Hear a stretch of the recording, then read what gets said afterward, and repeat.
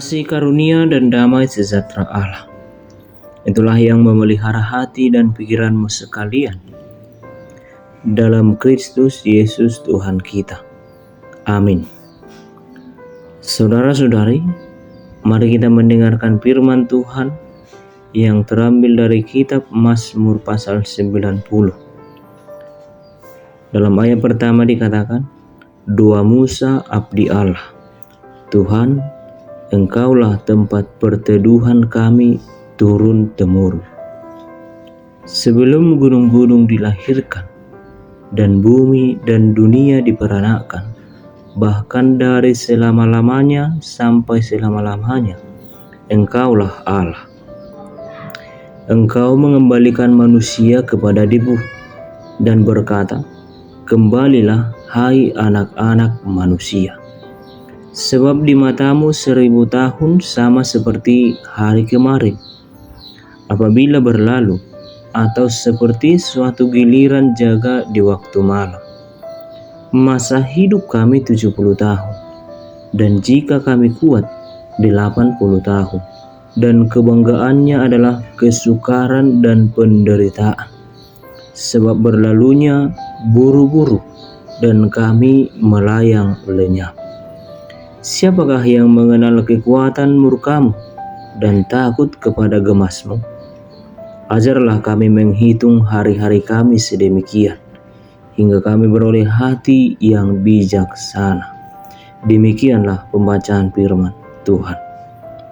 Saudara-saudari, ketika kita mendengarkan firman-Nya dalam perjanjian lama, semua orang pasti takjub mendengarkan pengalaman Musa yang membawa keluar bangsa Israel di bawah pimpinan Allah, yang pada akhirnya semua berkesimpulan bahwa kalau bukan karena kemahakuasaan Allah, sesungguhnya perbudakan takkan lepas dari hidup bangsa Israel dari generasi ke generasi. Kalau bukan karena Allah, bangsa Israel akan dimusnahkan oleh tentara Firaun yang kejam. Kalau bukan karena pemeliharaan Allah, bangsa Israel takkan lepas dari bahaya kelaparan dan kehausan.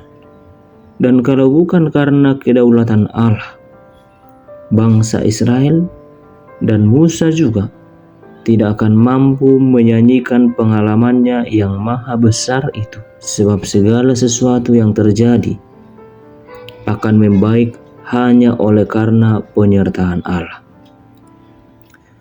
Saudara-saudari, dalam renungan harian Luther kita hari ini, pemazmur kembali mengingatkan kita tentang menghitung hari-hari kita. Hal ini bukanlah agar hari-hari kita segera kita lewati, tetapi supaya setiap orang memiliki hati yang bijaksana, seperti dalam ayat 12. Mengapa pemazmur meminta agar Allah mengajar kita untuk menghitung hari-hari kita? Tentu alasannya supaya pemazmur atau kita sekalipun mengakui bahwa Allah sendiri sebagai pribadi yang menjadi Tuhan atas pribadi kita. Pemazmur melihat keamanan dirinya bukanlah karena ia memiliki suatu tempat, tetapi karena memiliki hubungan yang erat dengan Allah. Dan yang kedua, pemazmur juga mengerti dan merenungkan perjalanan hidupnya akan kesementaraan hidup. Sebab hidup manusia di dunia ini akan berlalu. Ia memakai ungkapan debu dan rumput untuk menggambarkan hubungan kita yang sebenarnya dengan Allah. Manusia dengan Sang Pencipta yang begitu perkasa, sedangkan pemazmur atau kita sekalipun adalah orang-orang lemah, orang hina yang penuh dengan dosa. Sesungguhnya melalui firman ini juga Allah berbicara mengenai kesalahan yang dilakukan oleh manusia di hadapan Allah. Seharusnya itulah yang menuntun kita untuk meminta pertolongan kepada Allah, supaya Allah memberikan kita kesadaran hidup akan kesementaraan hidup kita di dunia ini.